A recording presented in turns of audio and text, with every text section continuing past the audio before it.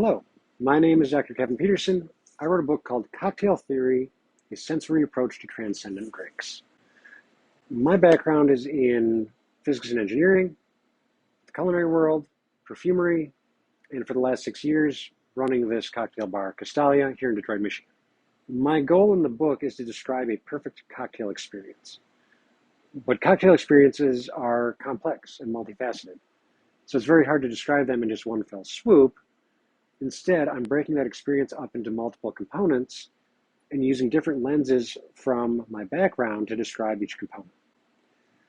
So starting out, what are the ideal theoretical aspects of cocktails?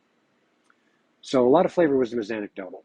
We know that this ingredient and this ingredient go well together, or this recipe has been handed down from generation to generation. But there is one theory in the world of cocktails called the Mr. Potato Head theory, which says that if you have a balanced drink, you can substitute one ingredient for a different ingredient in the same category.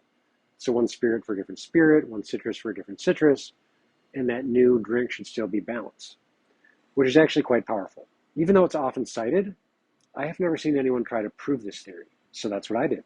I created over 300 recipes, sipped them all, plotted the results, and shared the experimental evidence in the book for you to have some experimental underpinnings of why this theory works. This theory also allows you to divide the vast canon of classic cocktails up into distinct cocktail families.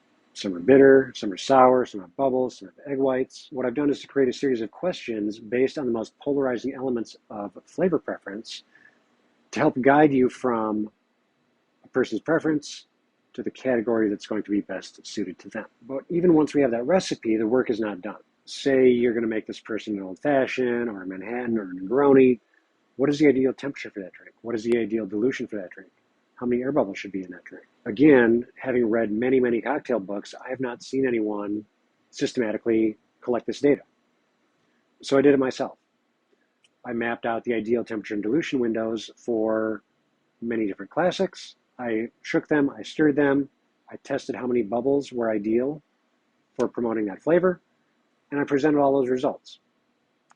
Along the way, I discovered that most drinks, as they are normally prepared, are not ideal for more than about 5 minutes, which is not nearly long enough to finish those drinks. So I created some novel preparation and serving techniques to help keep those drinks ideal for 15, 20, even 25 minutes, long enough for a person to leisurely finish every last sip while that drink is still in its ideal state. Once the taste and the physical attributes of a drink are dialed in, there's still an aroma that needs to be accounted for. So every cocktail ingredient has some scent, whether that's whiskey, lemon juice, Angostura bitters. You hold it up to your nose, it's got some aroma. As you combine those ingredients, those aromas are layering and creating the overarching scent of the drink. But a lot of times that final aroma is really just left to chance.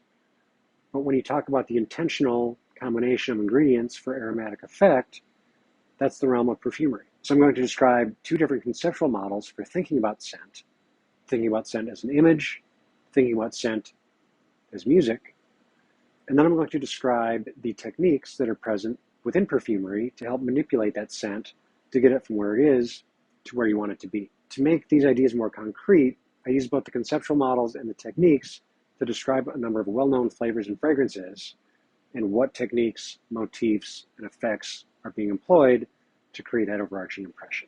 But once everything in the glass is dialed in, that drink still needs to be served within some environment, and not just a physical environment. Things like the lighting, the acoustics, the temperature are very important, but so is the conceptual environment.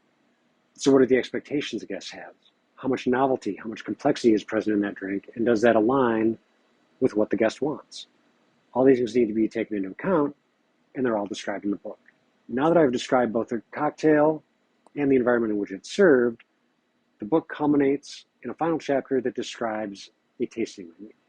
So it's a series of miniature drinks that span a range of spirits, aromas, textures, and that chart an emotional and conceptual trajectory, creating a perfect evening of cocktails. But that is the overview of cocktail theory, a sensory approach to transcendent drinks.